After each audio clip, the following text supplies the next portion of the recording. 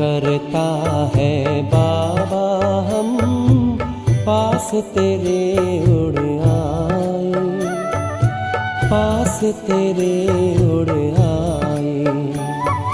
जो पिंजरे से उड़कर पंछी नील गगन में जाए, पास तेरे उड़ आए। जी करता है बाबा हम पास तेरे उड़ आए, पास तेरे उड़ आए।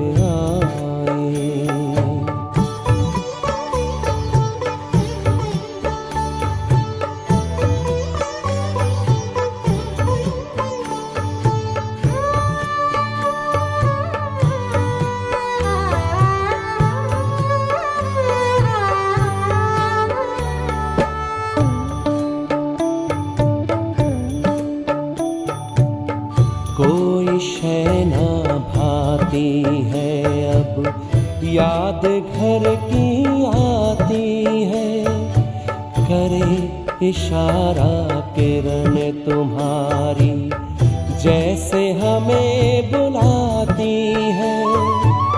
तेरी याद में समा के हम तो तुम सा ही बन जाए, पास तेरे उड़ आए, पास तेरे उड़ आए।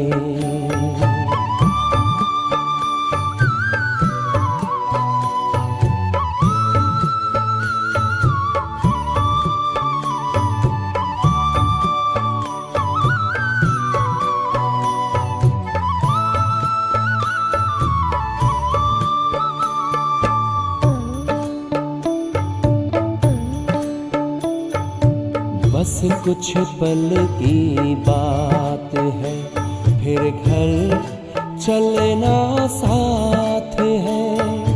हाथ में हाथ तुम्हारे बाबा प्यार की बरसात है। संगम युग में संग में तेरे हर पल मिलन मनाए, पास तेरे उड़ आए, पास तेरे उड़ आए।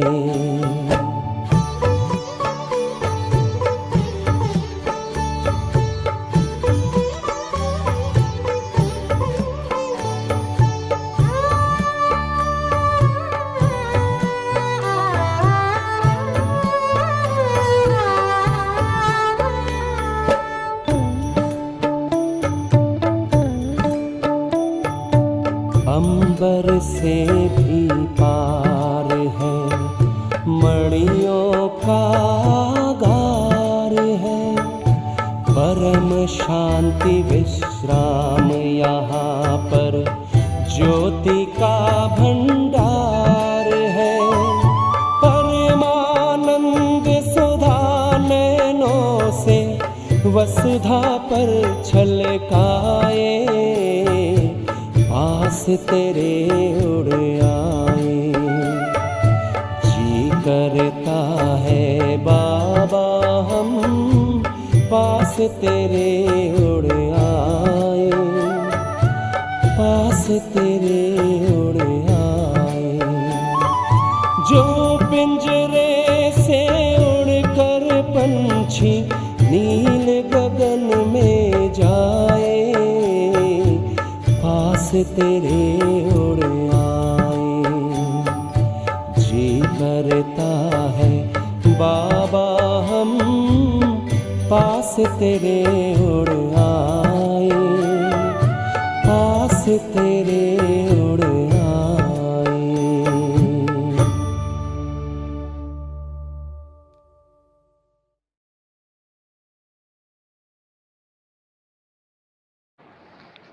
ओम शांति।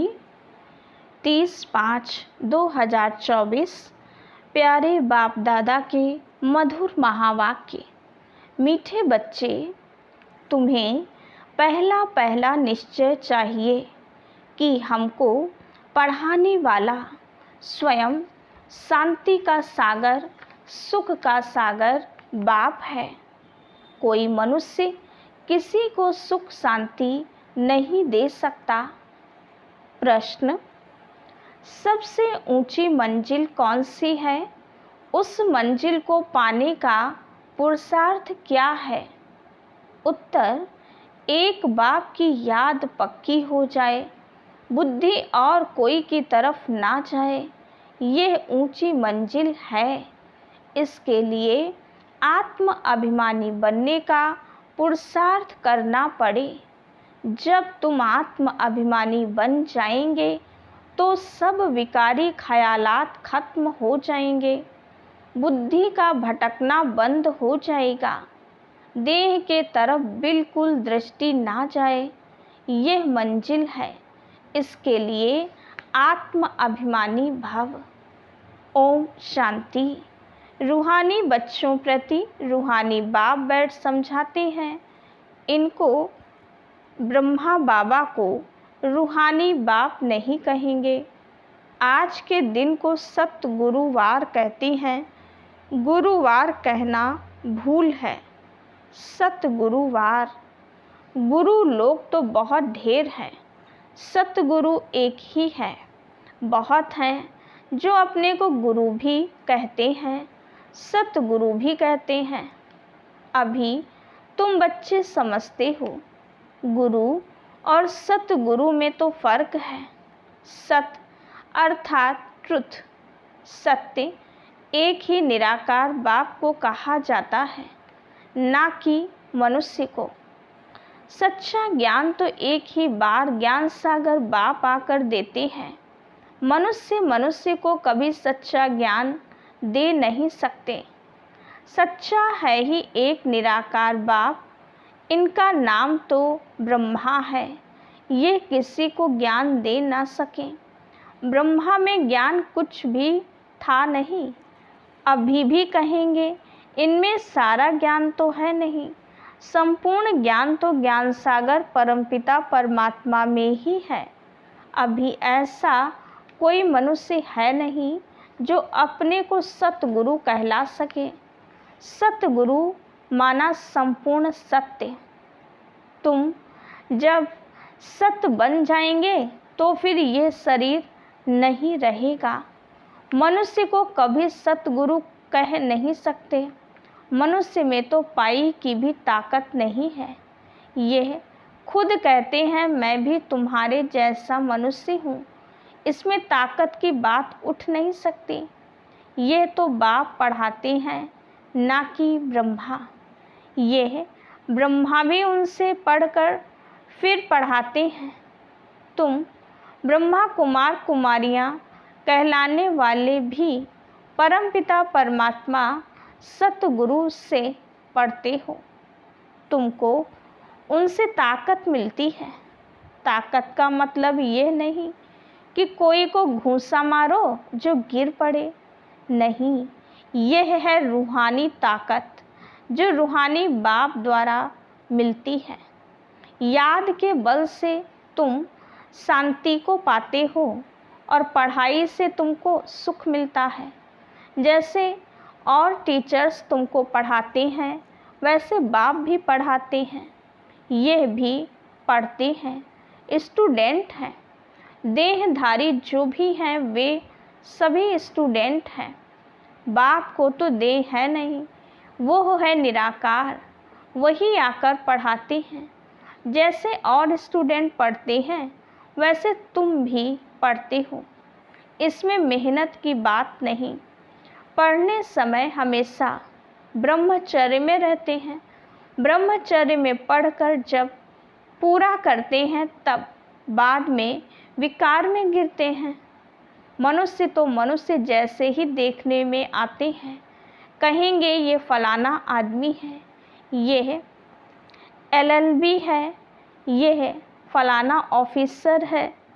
पढ़ाई पर टाइटल मिल जाता है, शक्ल तो वही है। उस जिस्मानी पढ़ाई को तो तुम जानते हो। साधु संत आदि जो शास्त्र पढ़ते पढ़ाते हैं उनमें कोई बड़ाई नहीं। उसमें कोई को शांति तो मिल नहीं सकती। खुद भी शांति के लिए धक्के खाते हैं। जंगल में अगर शांति होती तो फिर वापस क्यों लौटते? मुक्ति को तो कोई पता नहीं। जो भी अच्छे अच्छे नामी ग्रामी राम कृष्ण परमहंस आदि होकर गए हैं, वो भी सब पुनर्जन्म लेते लेते नीचे ही आए हैं। मुक्ति, जीवन मुक्ति को कोई भी पाते नहीं। तमोप्रधान बनना ही है। देखने में तो कुछ नहीं आता। कोई से पूछो तुमको गुरु से क्या मिलता है, तो कहेंगे शांति मिलती है, परंतु मिलता कुछ भी नहीं। शांति का अर्थ ही नहीं जानते।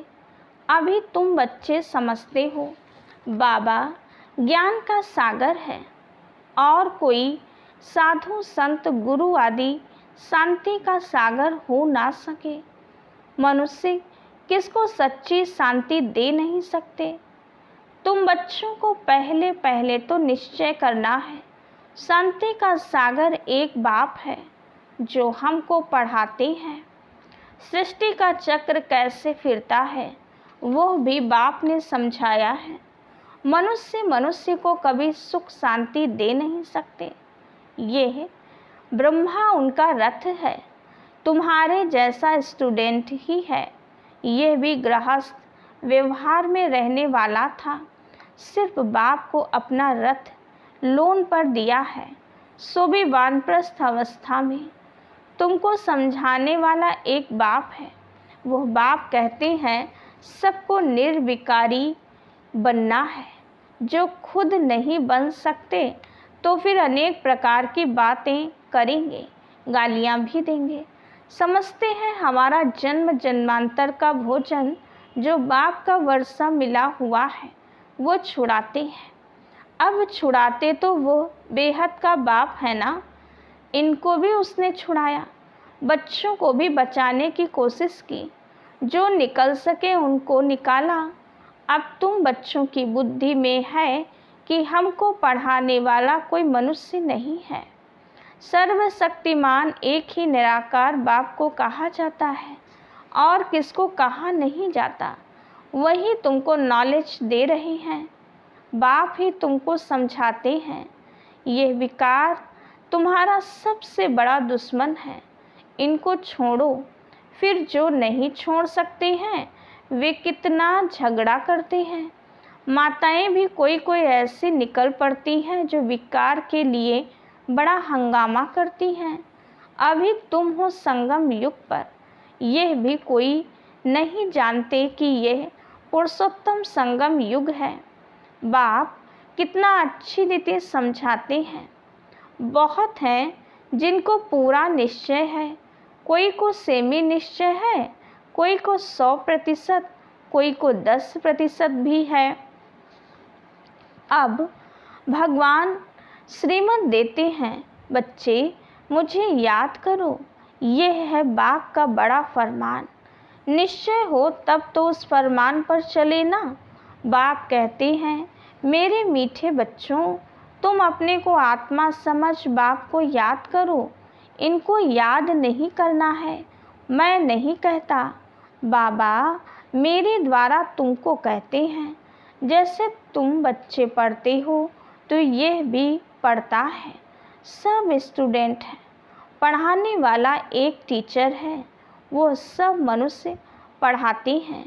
यहाँ तुमको ईश्वर पढ़ाते हैं। तुम आत्माएं पढ़ती हो, तुम्हारी आत्मा फिर पढ़ाती है। इसमें बहुत आत्माभिमानी बनना है। बैरिस्टर इंजीनियर आत्मा ही बनती है। आत्मा को अब देह अभिमान आ गया है। आत्माभिमानी के बदले देह अभिमानी बन पड़े हैं। जब आत्म अभिमानी हो तब विकारी नहीं कहला सकते। उनको कभी विकारी ख्याल भी नहीं आ सकता। देह अभिमान से ही विकारी ख्याल आते हैं, फिर विकार की ही दृष्टि से देखते हैं। देवताओं की विकारी दृष्टि कभी हो नहीं सकती। ज्ञान से फिर दृष्टि बदल जाती है। सतयुग में ऐसे थोड़े ही प्यार करेंगे, डांस करेंगे, वहाँ प्यार करेंगे, परंतु विकार की बात नहीं होगी। जन्म जन्मांतर विकार में गए हैं तो वो नशा बहुत मुश्किल उतरता है। बाप निर्विकारी बनाते हैं तो कई बच्चियां बिल्कुल मजबूत हो जाती हैं। बस हमको तो पूरा निर्विकारी बनना है। हम अकेले थे, अकेले ही जाना है। उनको कोई थोड़ा टच करेगा तो अच्छा नहीं लगेगा, कहेंगे ये हमको हाथ क्यों लगाते हैं, इनमें विकारी बास है। विकारी हमको टच भी ना करे, इस मंजिल पर पहुंचना है।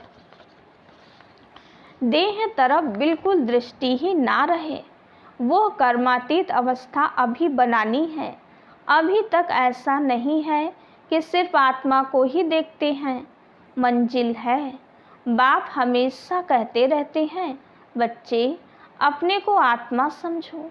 ये शरीर दुम है जिसमें तुम पार्ट बजाते हो। कई कहते हैं इनमें शक्ति है, परंतु शक्ति की कोई बात ही नहीं। यह तो पढ़ाई है। जैसे और भी पढ़ते हैं, यह भी पढ़ते हैं। प्योरिटी के लिए कितना माथा मारना पड़ता है, बड़ी मेहनत है। इसलिए बाप कहते हैं, एक दो को आत्मा ही देखो। सतयुग में भी तुम आत्मा अभिमानी रहते हो। वहाँ तो रावण राज्य ही नहीं, विकार की बात नहीं। यहाँ रावण राज्य में सब विकारी हैं। इसलिए बाप आकर निर्विकारी बनाते हैं। नहीं बनेंगे तो सजा खानी पड़ेगी। आत्मा पवित्र बनने बिगर ऊपर जा ना सके। हिसाब किताब चुकतू करना पड़ता है, फिर भी पद कम हो पड़ता है। यह राजधानी स्थापन हो रही है। बच्चे जानते हैं, स्वर्ग में एक आदि सनातन देवी देवताओं का राज्य था। पहले पहले तो जरूर एक राजा रानी होंगे, फिर डिनायस्टी होगी, प्रजा ढेर बनती है। उसमें अवस्थाओं में फ़र्क पड़ेगा। जिनको पूरा निश्चय नहीं, वो पूरा पढ़ भी ना सकें, पवित्र बन ना सकें। आधा कल्प के पतित एक जन्म में 21 जन्मों के लिए पावन बने। मासी का घर है क्या? मुख्य है ही काम की बात। क्रोध आदि का इतना नहीं। कहाँ बुद्धि जाती है तो जरूर बाप को याद नहीं करते हैं। बाप की याद पक्की हो जाएगी तो फिर और कोई की तरफ बुद्धि नहीं जाएगी। बहुत ऊंची मंजिल है। पवित्रता की बात सुनकर आग में जल मरते हैं। कहते हैं यह बात तो कभी कोई ने कही नहीं, कोई शास्त्र में है नहीं, बड़ा मुश्किल समझते हैं।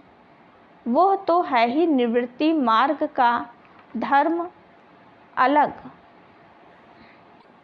उनको तो पुनर्जन्म ले फिर भी संन्यास धर्म में ही जाना है, वही संस्कार ले जाते हैं। तुमको तो घर बार छोड़ना नहीं है, समझाया जाता है। भल घर में रहो, उन्हों को भी समझाओ। अब है संगम युग। पवित्र बनने बिगड़ सतयुग में देवता बन नहीं सकेंगे। थोड़ा भी ज्ञान सुनते हैं तो वो प्रजा बनती जाती है। प्रजा तो ढेर होती है ना। सतयुग में वजीर भी नहीं होते, क्योंकि बाप संपूर्ण ज्ञानी बना देते हैं। वजीर आदि चाहिए अज्ञानियों को।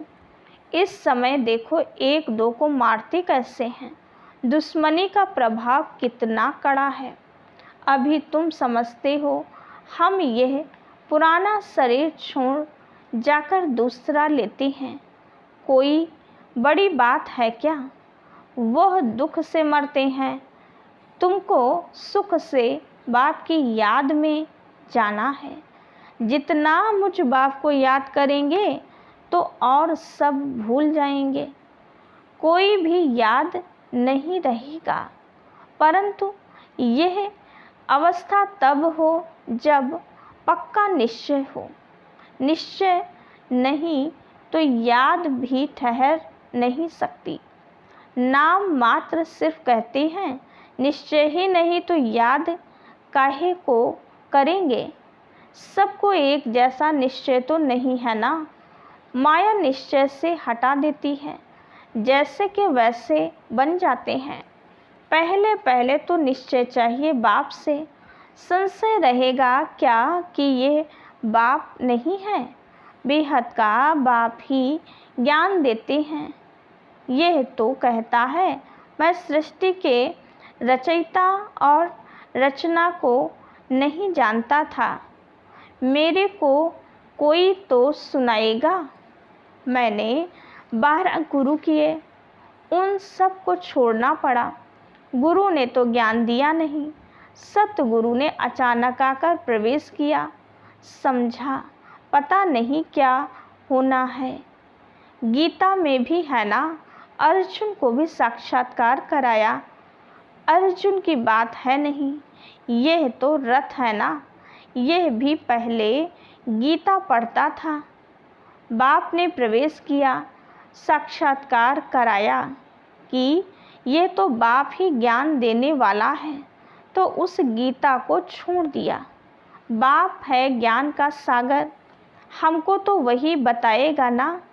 गीता है माई बाप, वो बाप ही है जिसको त्वमेव माता च पिता कहते हैं। वह रचना रचते, एडॉप्ट करते हैं ना। ये ब्रह्मा भी तुम्हारे जैसा है। बाप कहते हैं, इनकी भी जब वानप्रस्थ अवस्था होती है तब मैं प्रवेश करता हूँ। कुमारियाँ तो हैं ही पवित्र, उनके लिए तो सहज है। शादी के बाद कितने संबंध बढ़ जाते हैं, इसलिए देही अभिमानी बनने में मेहनत लगती है। वास्तव में आत्मा शरीर से अलग है, परंतु आधा कल्प देह अभिमानी रही है। बाप आकर अंतिम जन्म में देही अभिमानी बनाते हैं तो मुश्किल भासता है। पुरुषार्थ करते करते कितने थोड़े पास होते हैं। 8 रत्न निकलते हैं। अपने से पूछो, हमारी लाइन क्लियर है? एक बाप के सिवाय और कुछ याद तो नहीं आता है। यह अवस्था पिछाड़ी में होगी।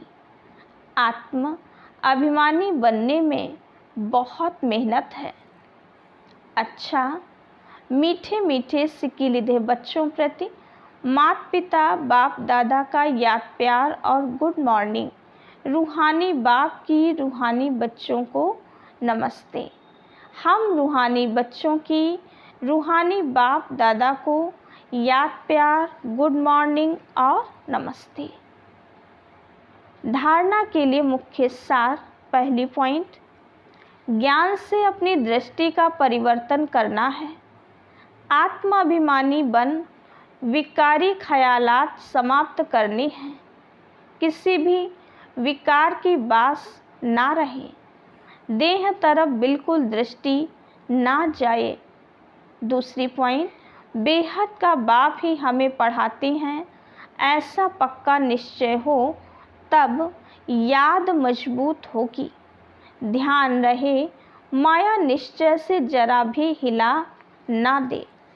वरदान, सेवा भाव से सेवा करते हुए आगे बढ़ने और बढ़ाने वाले निर्विघ्न सेवाधारी भव। सेवा भाव सफलता दिलाता है। सेवा में अगर अहम भाव आ गया है तो उसको सेवा भाव नहीं कहेंगे। किसी भी सेवा में अगर अहम भाव मिक्स होता है तो मेहनत भी ज़्यादा, समय भी ज़्यादा लगता और स्वयं की संतुष्टि भी नहीं होती।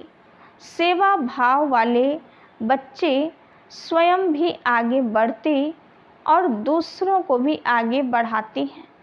वे सदा उड़ती कला का अनुभव करते हैं। उनका उमंग उत्साह स्वयं को निर्विघ्न बनाता और दूसरों का कल्याण करता है। स्लोगन: ज्ञानी तो आत्मा वो है जो महीन और आकर्षण करने वाले धागों से भी मुक्त है। ओम शांति।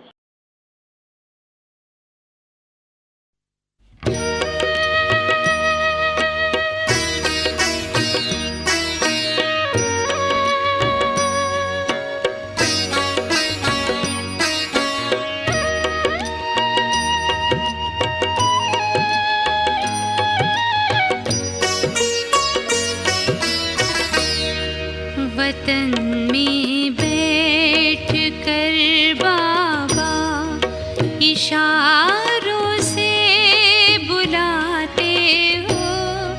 वतन में बैठ कर बाबा इशारों से बुलाते हो।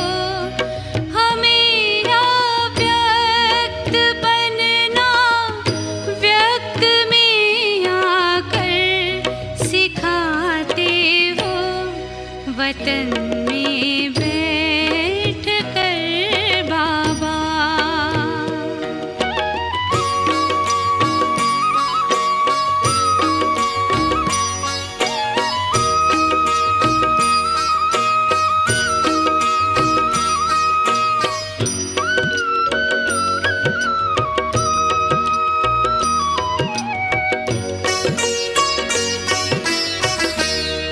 अभी पल भर में आकारी, अभी पल में निराकारी। अलौकिक खेल संगम का यही हमसे कराते हो। वतन में बैठ कर बाबा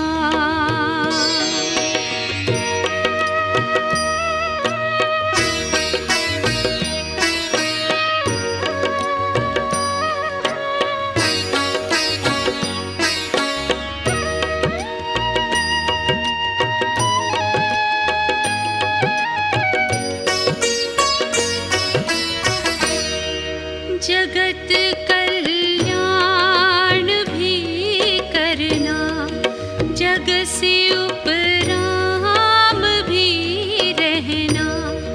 सदा ही संतुलन रखना हमें बाबा बताते हो। वतन में बैठ कर बाबा